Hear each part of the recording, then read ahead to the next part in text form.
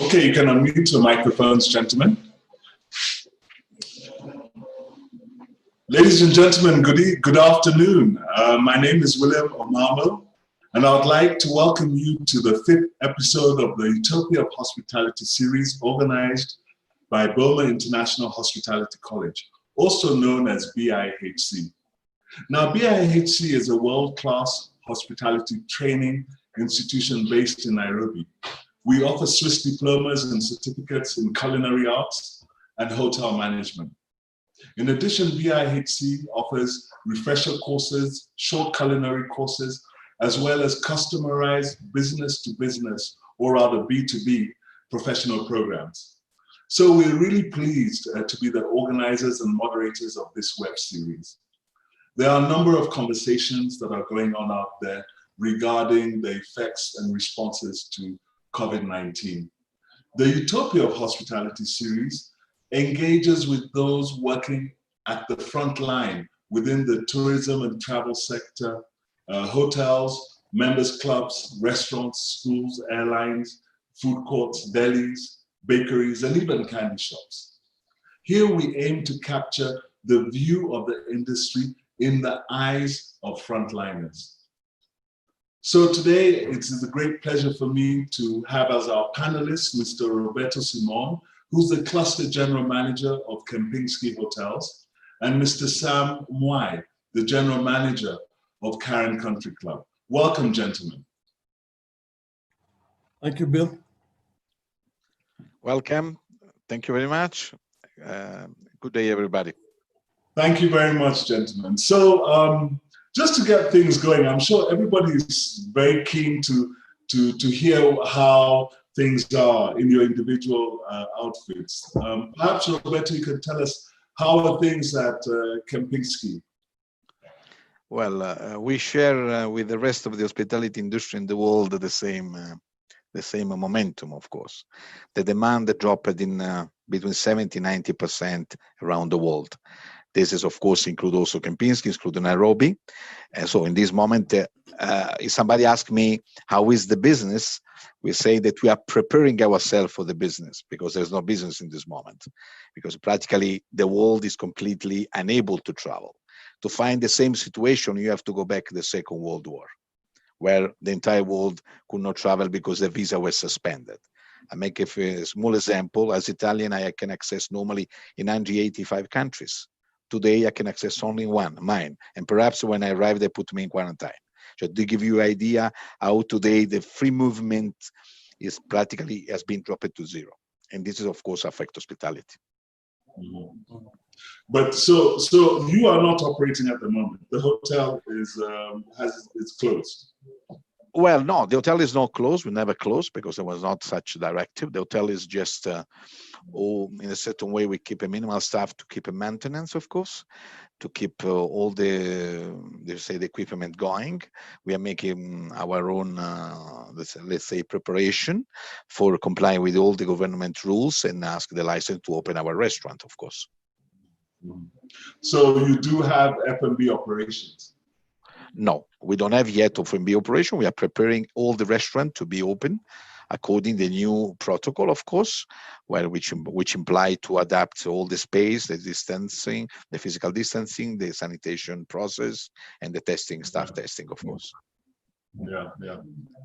Sam, I'm sure for you it's a bit different with your members club. I mean, you can't really close the doors to your members. How are things with you at Karen Country Club? Well, Bill, in the beginning, we had to close and, everybody could not access the club. But we have also retained some key staff to maintain facilities such as a golf course and, all our buildings have had maintenance and housekeeping teams on board.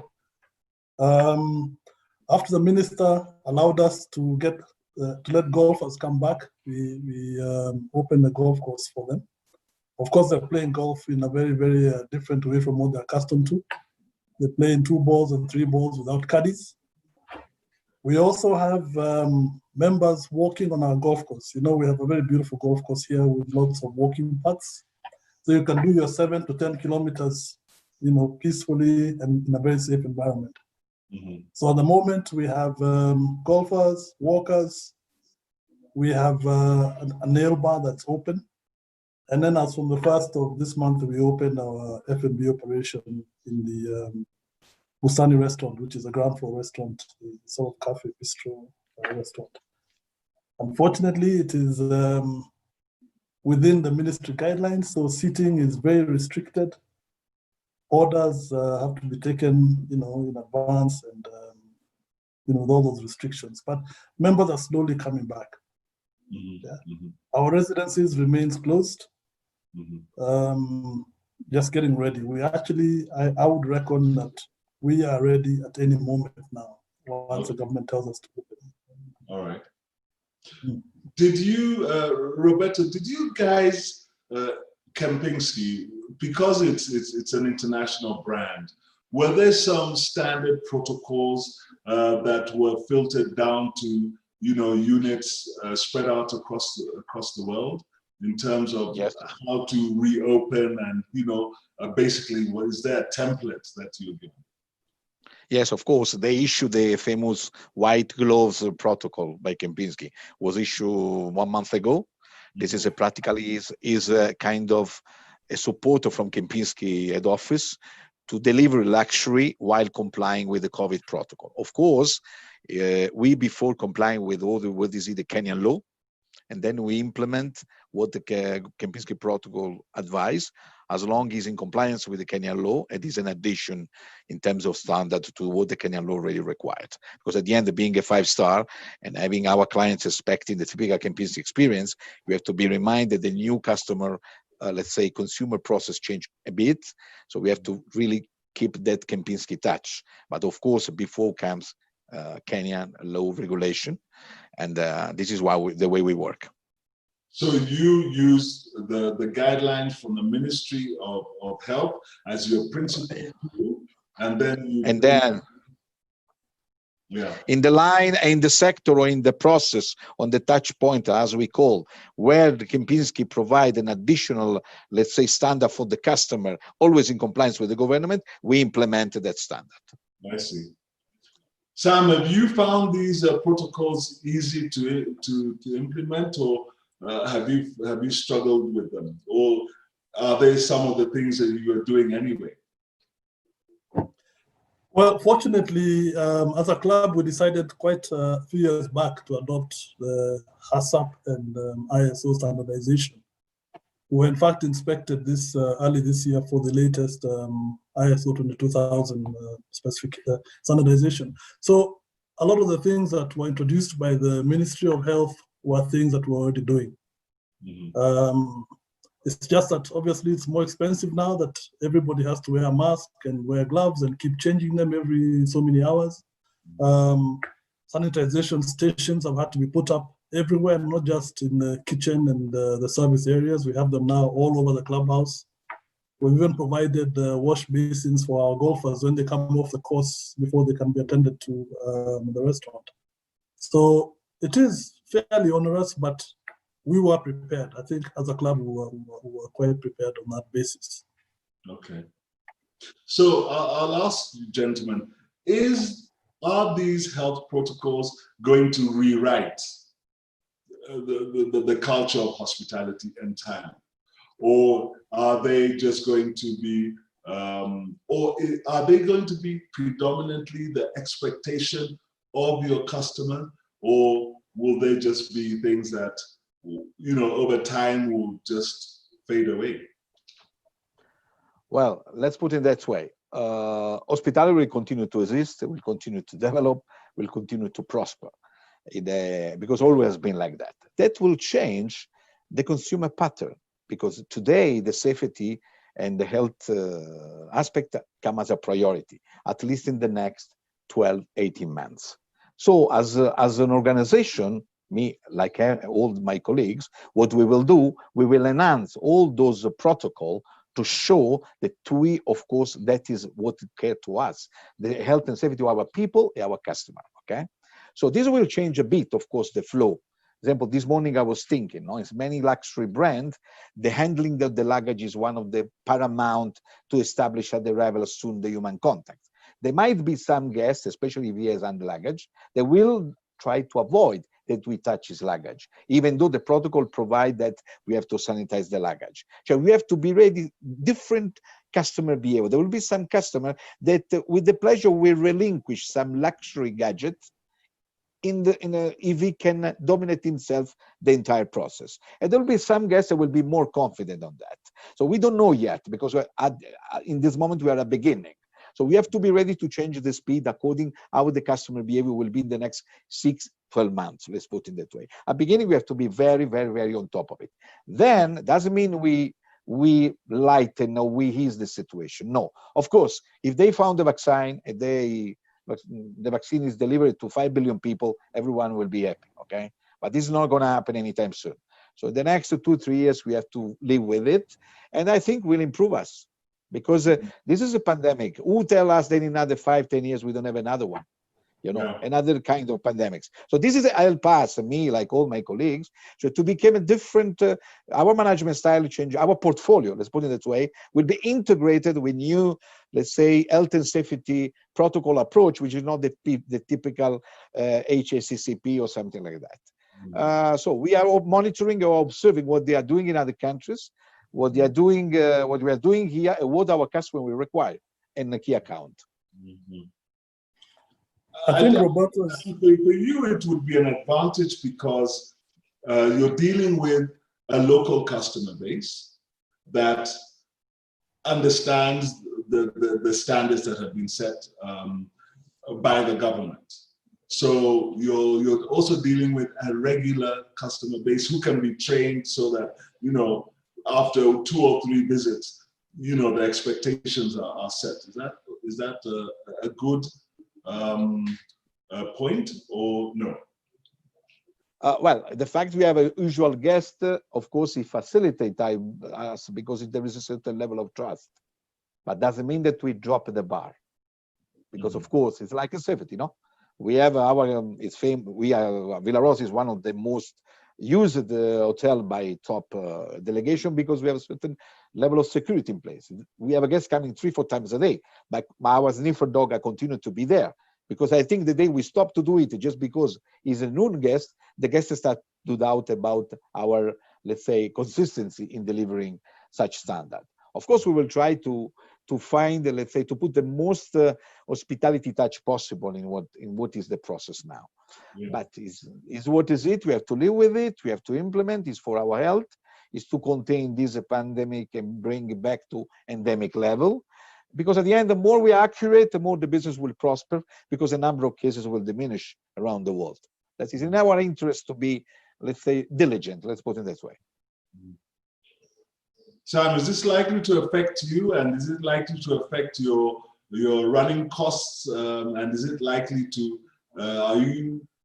is it going to be carried to the client, to your members? Yes, I think Roberto is quite right in his assessment of the situation. The new hygiene standards are the new normal. I think in every respect, we've seen it even on the golf course where we've had to adjust how golf is played. Normally, you hit your ball into onto the green and into the cup, and you lift it out, you take out the flag. We have stopped all of those activities now. We've had to modify the way people putt out. And golfers are getting used to it. And, you know, golfers are pretty difficult people to deal with, but they are getting used to the new normal, as it were. In the other areas, the service and food service areas and so on, I think hygiene is paramount, and it's important that everybody adapts and adopts to this new way of doing things. That's the only way we shall get around this disease. Mm-hmm. Do you offer valet service at the club? Sorry? Do you offer valet service at the club? No, we don't offer valet service. However, at the residencies, we have what we call a sort of a modified concierge service, where we will drive you, because the cottages are spread throughout the forested area. You come to the reception and you're driven in a buggy to your room. So we have a concierge service that does that in a golf buggy, and they'll also bring you to the clubhouse for meals and carry your meals back and forth. So we have to sanitize those vehicles, and we have to maintain that level of standard there as well. Okay. Roberto, you offer valet service. Yes.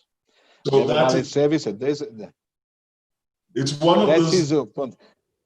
Exactly. Sorry, It's one of the touch point where there is the cross, the human contact. So the one of the touch point, it might be, let's say, a critical point. There will be our clients that will not want to park the car, they will do themselves.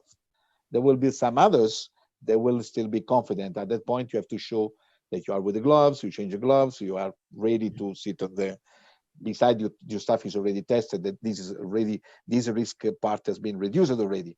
So it's all about managing risk in reality. When it comes cost, in reality, yes, we will have some additional cost, but we'll have also some service we used to do that will not be done anymore because customer is not anymore in his priority. So give and take, after 6 months, we might find out that the two, let's say, the increasing cost for the new implementation, if the decreasing cost because you don't do anything, such things anymore, because the customer do not require anymore, they might equal each other. Let's see. In that aspect, I will wait 6-7 months to say how much the cost increase. I don't see so much negatively in certain way. Of course, housekeeping wise, we will have an increase of people, especially in the public space, because the continuous sanitation of the lobby, public area, restaurant is much more intense. You need to have more people to sanitize the various, let's say, superficies and so on. So it's a kind of I will tell. Let's do another webinar in 3-4 months. I'll tell you how is it. Okay, Sam, the same thing as well. You know, an increase in costs, but you'll absorb those costs, so you're likely to carry them to your client base, to your members. Some of them are listening, so I'm not sure I want to comment, but it's highly likely that we will have to pass them on because some of them may be pretty high costs. But like Roberto says, you know, we have to continuously sanitize all the areas regularly. Every hour, every 2 hours, we've got a cycle that's going on. Disposable gloves, masks, thermometers that don't seem to have a very long life that need to be replaced, all sorts of things. So it's quite a high cost to us and to the industry. Yeah, okay. All right. So we can basically assume that there is a cost element. But my question is, what good can come? What is the good that we can look forward to as a result of this pandemic? Then surely there are some positives that. Well, for sure, all of us, we will have a much cleaner hands, for sure. We will not have any problem on that. Let me joke a bit. Or the skin will wear off your hands. Exactly, practical. You know, my mother always told me, wash your hands, wash your hands. And now she stopped to say because she knows I have to wash my hands 20, 30 times a day, you know. The point is what is good. Frankly, of course, the fact that there is this huge global crisis which threatened the industry like never happened before in the history of hospitality, it obliged us, me, my colleague, you, to come out with new innovative ideas, to think different, to do the way differently. In a way or another one, it's forcing us to be much more big thinker in a certain way.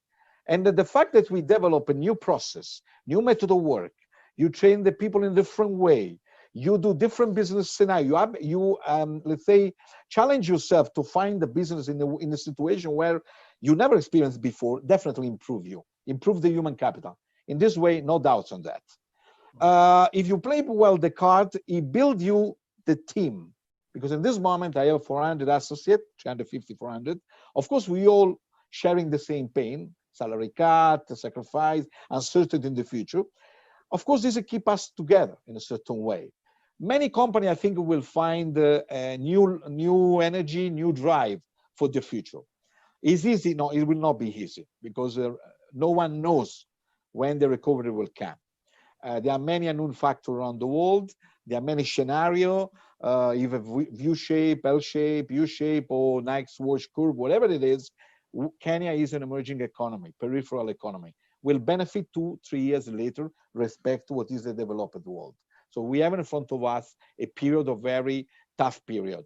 What is good? I think we will learn many new things. We will be much closer to our customer because we have to show them that you are still there. And I think that those are the good things. The bad are plenty, of course. We lost a lot of money, of course. Our assets, of course, have been proven a lot. Most of us delay refurbishment, investment, development. This is in a certain way impoverish the hospitality industry. Some of us shut down the hotels. Some of us will do redundancy. What does it mean? This will at the end up to IP losses, intellectual property losses. Yeah. Because the sector is going down. It's like you are having a deindustrialization process of the sector, because many people will lose a job and will go farming or will go in another sector. Now, and then I conclude, Kenya definitely is the best hospitality country in Africa. Kenya is in Africa what the Thailand is in Asia. On this one, no one can dispute the quality of Kenyan hotelier. Thanks to the job done by the schools, by pioneeristic brands like Sarova, etc., etc. Lose human capital means waste what has been built in the last 3 decades. Okay. So that is the most risky factor. Okay. Dan, do you have positives to add?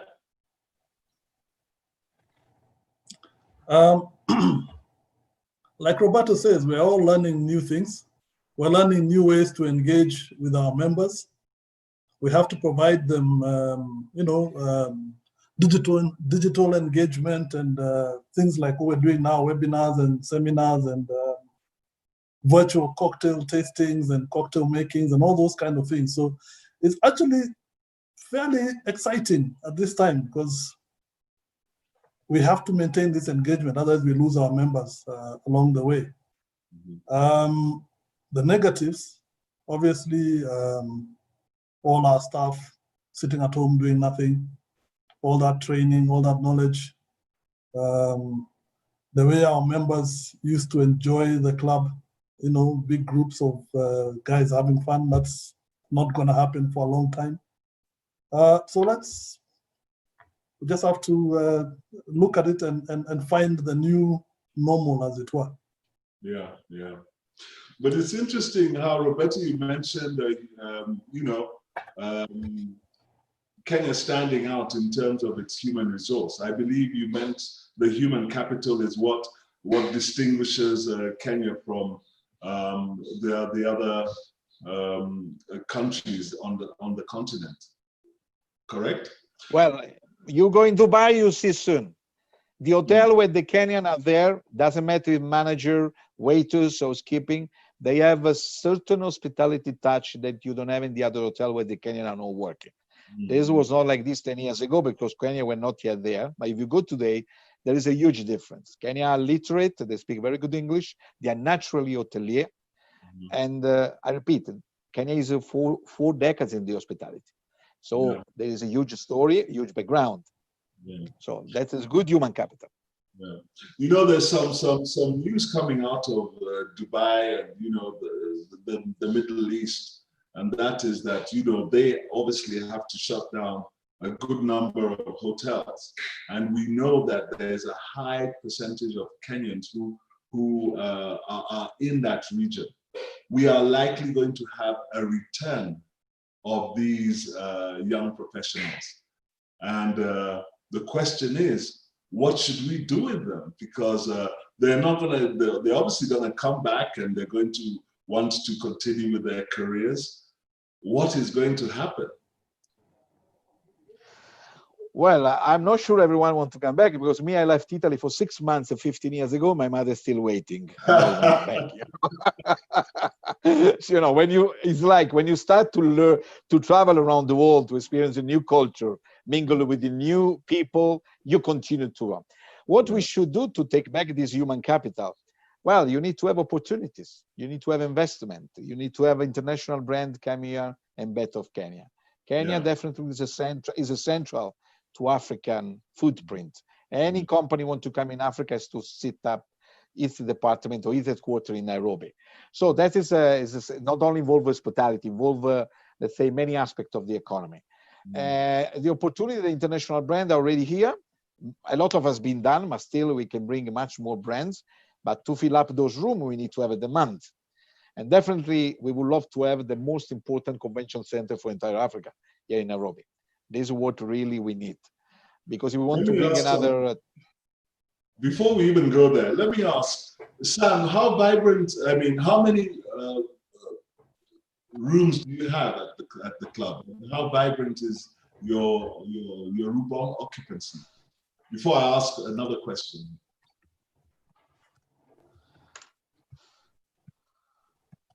Sam, can you hear? Yes, I can. Just trying to sort out my unstable internet. Okay. I think you asked me how many rooms we have. Yes, and how? What is your occupancy on? You know, we have 24 rooms, which are cottage or what we call apartment style. And we prior to COVID, we were doing between 60 and 70% occupancy. Of course, at the moment it is 0. We obviously have 3 different types of clientele. One is members, second is members guests, and the third is a corporate. The corporate side includes tour companies and people coming in for conferences and workshops and the like. That sector is definitely the most affected going forward because we had bookings for next year that have already been cancelled. Okay. Members and member guests is really the area that we will focus on as soon as we're ready to open, because that is available here. So the reason why I'm asking this is because, you know, somewhat you mentioned conferencing, and obviously conferencing has a direct link to your room occupancy. And we now know and we see that more and more globally, internet conferencing is becoming, is the craze. It's something that is becoming a characteristic of business engagement. So in this light of this, how do we see business conferencing evolving?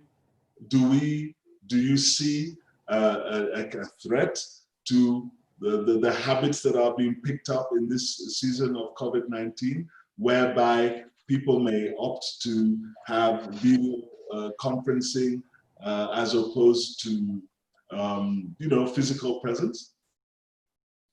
Well, definitely, like every disruption, oblige people to find a different way and change the method of work.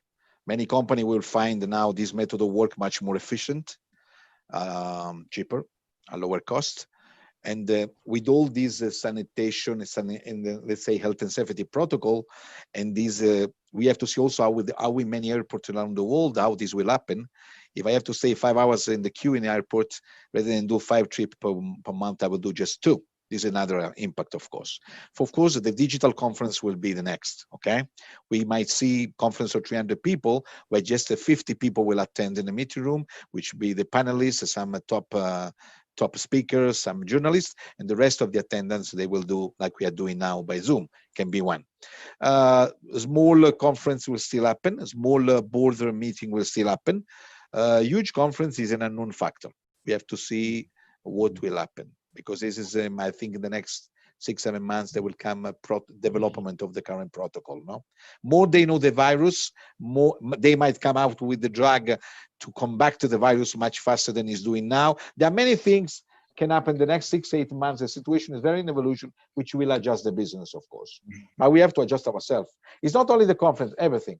But even the way how they will book the hotel, the way they will pick up, they will select the hotel. You know, even the leisure segment example is the one who will be one of the most affected. My friend is managing a beautiful resort in Fiji. Who is going to travel 24 hours today? Yeah.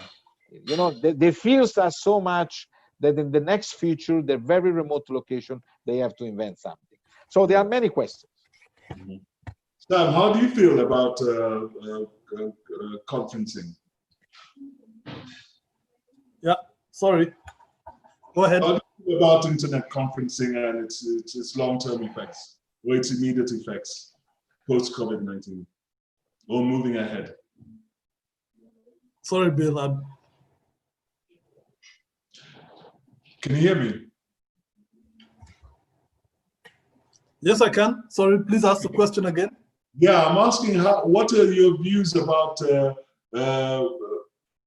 business conferencing, internet conferencing? What are your views? How do you see it impacting, for instance, the conferences that you host at the club? Do you see a reduction because people have now become used to this kind of engagement? Most definitely. I think it's this method of conferencing is very efficient. We're able to share documents, we're able to converse, as long as you have reliable internet. And I won't say who our provider is. It definitely is going to be a challenge to those who have conferencing facilities. We don't have very big facilities here at the club. Fortunately, we have a lot of member events, so we're able to use the rooms as conference. The next day it's a party, kind of thing. So our conferencing is not as big as what I expect Kempinski and the other big hotels have. But for sure, companies are investing more and more in technology. Yeah. It will take away this physical sort of contact in conferencing. Yeah. We have to look for other ways to incentivize them to come and use our hotels. Yeah. Fortunately for us here, we can throw in a round of golf so that you come and have a stay in our room, have a meeting in our meeting room, and then play a round of golf as a package. Okay. Yeah. Well, the emerging, obviously an emerging market segment is the hotel apartments. And okay, next to Villa Rosa, there are about 400 hotel apartments coming up. We have a mega convention hall coming up through JW Marriott. What do you think about that? What's your take on all of this, this expansion with hotel apartment segment? William, my day started very well. Why you want to affect my...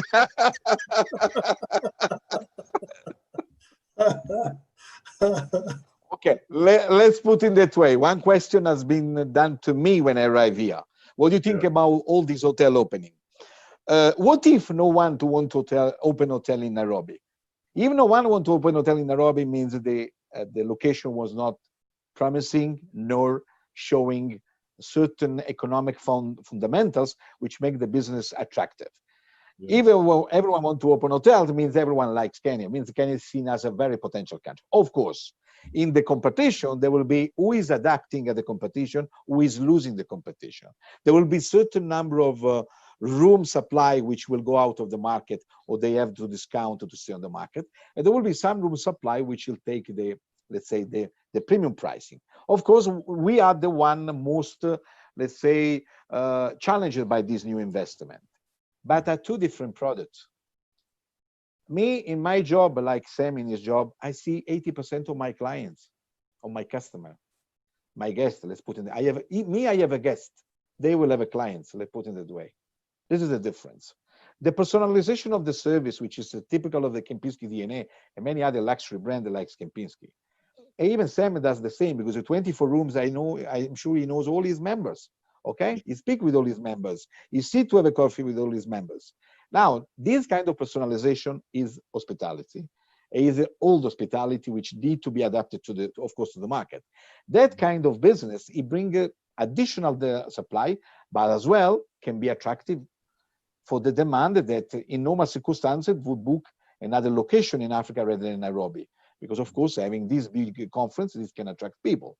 Now, after COVID, I don't know how they are their own plan. For sure, we are smaller, agile, much faster in adjusting to the market curve, let's put it that way. Now, these apartments, there will be another number of apartments in the city. as we are lacking apartment. There are plenty of apartment. Office is the same. Office will be the most affected segment in the, let's say, real estate asset class. My friend working for Goldman Sachs in London said, Roberto, if we apply 1.5 meter, all the protocol, the current headquarter in Farrington for 6,000 people, Goldman Sachs has to buy another 5 buildings. Yeah. Because of course you need much more space. How many of those offices, they will be profitable now if they apply the current protocol? I think in this moment, my future colleague has much more headache than me. Okay, I think he has to be more worried than me. Let's put it that way. But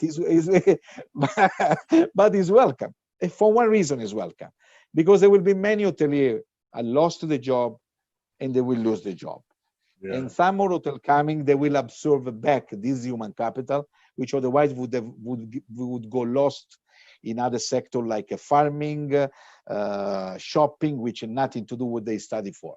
So I see positively. We have to fight, but life is not easy, we know. Okay. Sam, I have a question for you. And Roberto, you can listen and maybe try and tell me what you think. Your customer base is fast evolving. We have a new generation of customer. He's the millennial. And the millennial comes with a different dynamics altogether. Are you seeing that within your membership, and is it forcing you? Because I know like other members clubs have to really readjust to accommodate the millennial middle class client. Is there some dramatic changes that you must start to consider to keep yourself relevant, attractive to this new client? And Roberto, the same thing for you. We have millennials who can afford, millennials who are now yuppies, they are executives, but they still have a different mentality to the X generation. Please, gentlemen, tell me what you think? Well, if I may go first, millennials, as you know, don't like rules and regulation, and clubs are bastions of those things. You can't use your mobile phone here, you can't walk on the grass, you can't do this, you can't do the other. Fortunately for us, we have had our members' children grow up in the club. And at some point, we realized that we actually do need to have a balanced sort of membership, and we need to grow our younger members, not just into regular members, but also grow them into management and administration of the club. So we got them together, and they actually created a group called the Karenites, which is a name they gave themselves, and we've encouraged them to organize activities for themselves. They organize talks, they organize webinars, they have a quiz show coming, they have social functions. They have had a number of important Kenyans come and address them on various issues. Mm-hmm. And then we also got them into the club committees. The club obviously is managed by a board of directors and a management team. And in between, we have committees that look after the various sectors and the various activities.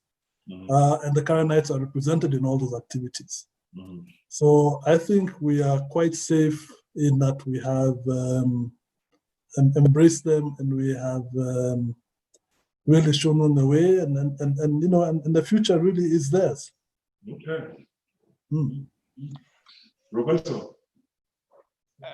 The millennial now are not anymore, let's say, a mite, because the oldest millennial now is around 40 years old.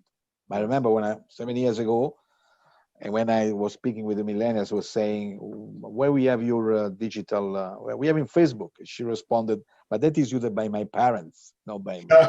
I thought. So I understood, I said, guys, you have to go in Instagram. And just to give you an idea, I have an Instagram account just 6 months ago. So what do? We have our digital marketer, of course. for example, all our home delivery experience, because of course, the new way to do business, okay, we cannot do the branch at Lucca, which is quite a very famous branch for time being. We are launching a branch at home. You will have a selection of menu, you deliver the package to your home.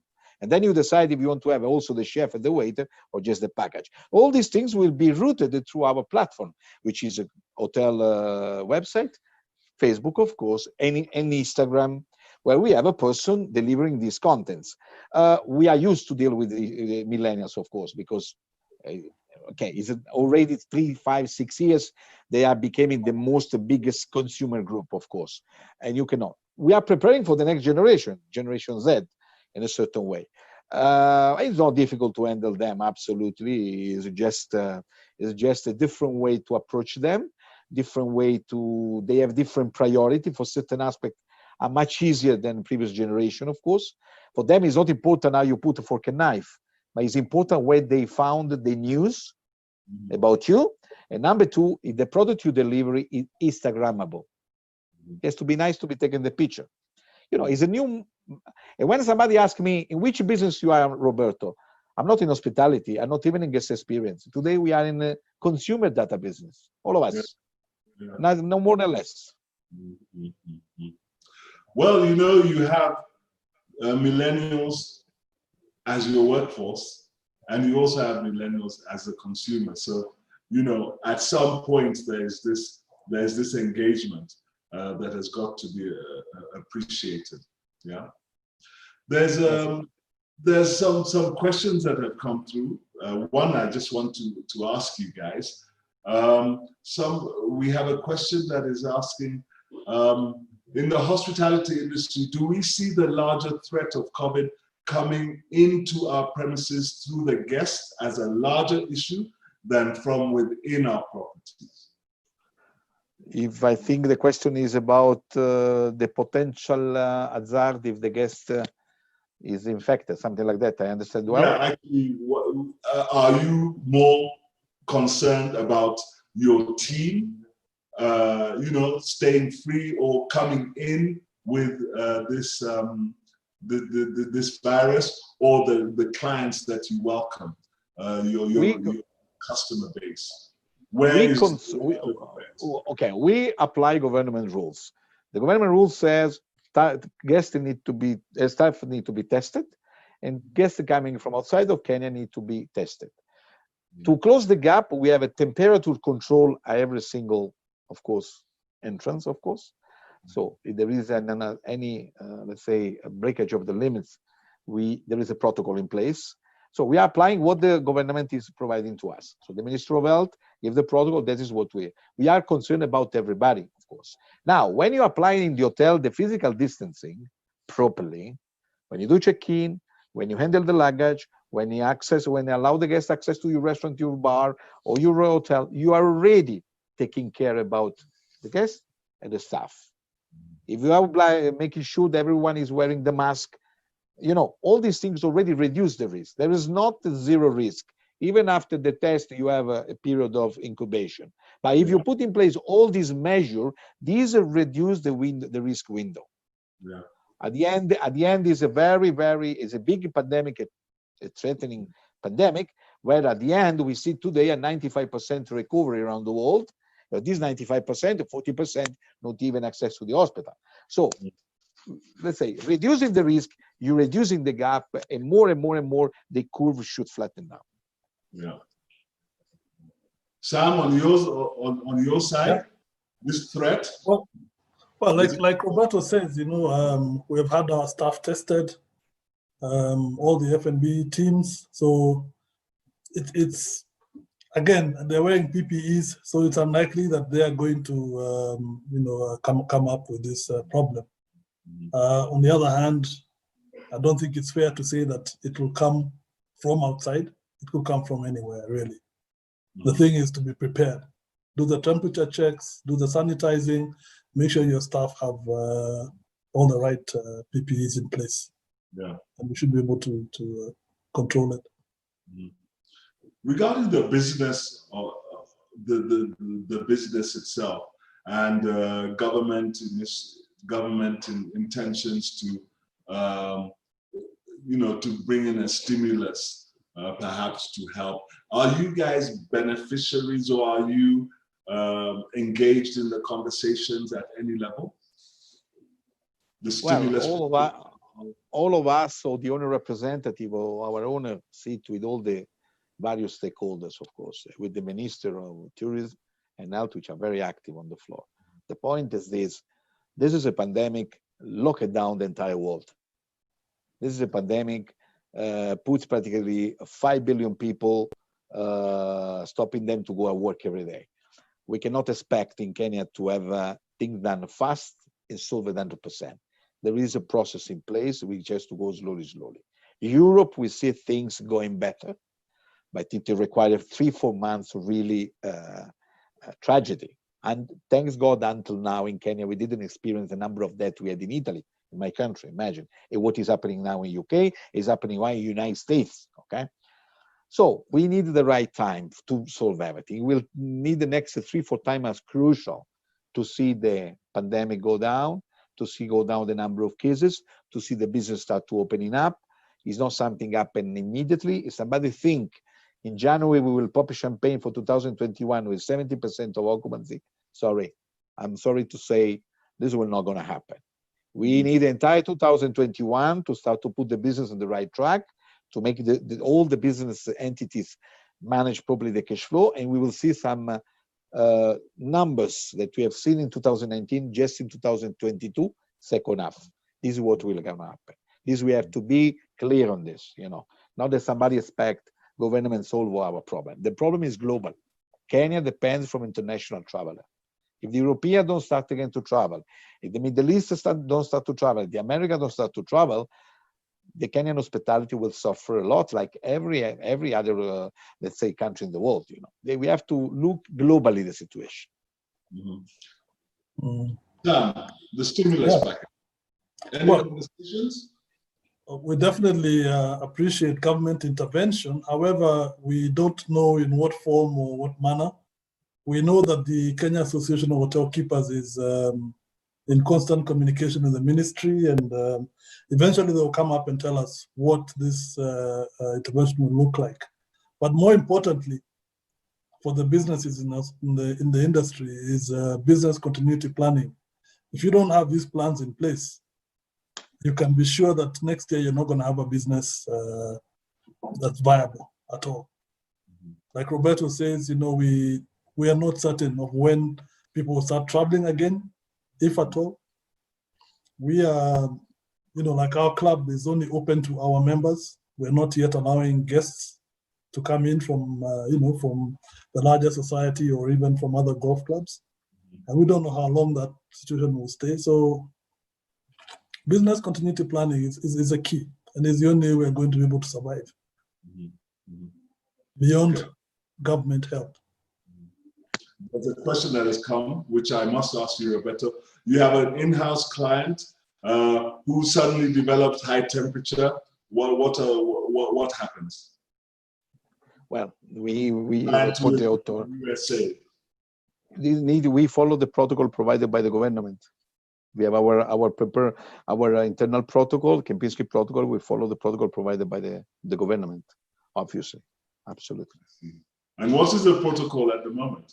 For a client, the moment is at the gate, somebody arrives with a high temperature, we deny the entry, of course. We explain it, we deny the entrance and entry. Okay, so this client, assuming this client is a resident, he's come for a conference, he develops high temperature after 2-3 days. What is the protocol? He's from the USA. We have to report it to the Ministry of Health, of course. We have to follow the protocol on that. We will confine in the rooms and we report to the Ministry of Health, of course. Okay. We protecting the identity of the customer, protecting the safety of everybody. The point is, imagine, this customer has to come from outside. First of all, is to provide this COVID certificate according to the current rules. First, the temperature control is done at the airport. Second, temperature control is done when arriving in the hotel, okay? All these things in place narrow the risk. Because already has to arrive here with this certificate, okay? So there is many things in place globally which are reducing this kind of risk. I see more the risk in the domestic market, where of course, you know, there are not this obligation of the certificate, because the government doesn't say, let's say, the one living in Kenya to go in a bar, they have to provide certificate. No, the obligation, you have to allow to check the temperature. That's it. So I see more that kind of risk. You know, imagine you go at the supermarket, they control the temperature. You go to the Westgate, you control the temperature. A normal person. You go in a bar, they control the temperature. They go to Sam to play golf, they control the temperature. You come in my hotel, they control the. Normally, a potential Kenyan consumer has a temperature control at 5-6 times in the day by different establishment. This is already kind of system in place, right? I agree. You know, I would love to carry on the conversation, but we must wrap it up at some point. I really must ask Sam, and even you, Roberto, if you please, what do you see the role of institutions such as this one in this recovery process of COVID-19? Where would you see a reference to an institution like this? Imagine one of your alumni, which are investing money to come in the best hospitality school in the country. In this moment, see all this unemployment, hotel closing, he start to question himself, I did the right choice to select hospitality? So of course he did the right choice. It's one of the most beautiful jobs in the world, of course. What is the role? The role is to prepare the hotelier of the future. So we have to work closely as the active stakeholder, you, the one practically prepared the hotelier of the future to see what are the skills required the next 15 years, the next 10 years, and making sure these people will be prepared for that kind of market in a certain way. The role is, from my point of view, will become more important than it is now. Because we will pass from a job we're still learning by doing to a job where there will be a lot of learning by studying and then practice it. Mm-hmm. There will be a lot of things to be learned before to go in the hotel. It's already like this, but today, let's put it that way, if you don't have ambition to be a general manager, you can get a job in a restaurant, just starting the typical routine, training, and then you learn how to be waiter, okay? In the future, even a waiter needs to be prepared for many other things. So the school will be really, the role of the school is fundamental. Okay. Sam, thank you. I think you need to have a collaboration with the industry. Yeah, and this will hopefully provide coaching and mentoring opportunities for the students. It's the only way they're really going to be relevant in this industry going forward. I think the theory bit anyone can teach, but if you don't actually get immersed in the business and get an opportunity to speak to the peers and the experts and work hand in hand with them, we will never develop, even post-COVID, a proper, proper people in the industry. Okay. Okay. Thank you very much for that insight. I don't know if you gentlemen had things you wanted to shoot across at each other. Sorry, I didn't give you the chance. I'll go to visit Sam. I'm not a golf player. Sorry, I'm a Mr. Business with me. You cannot do any attempt today to sell me a membership, but we're gonna meet each other for sure. No, you must come and visit us. We're hoping to Absolutely. have Kenya Open Golf Championship in August. If very good. Very good. Very good. Sorry, it's in November. It's in November. Okay. Yeah. It's in November. Yeah. Hopefully, November situation will be much better globally, and we will be much more, let's say, free to act, to interact. Absolutely. Okay, gentlemen.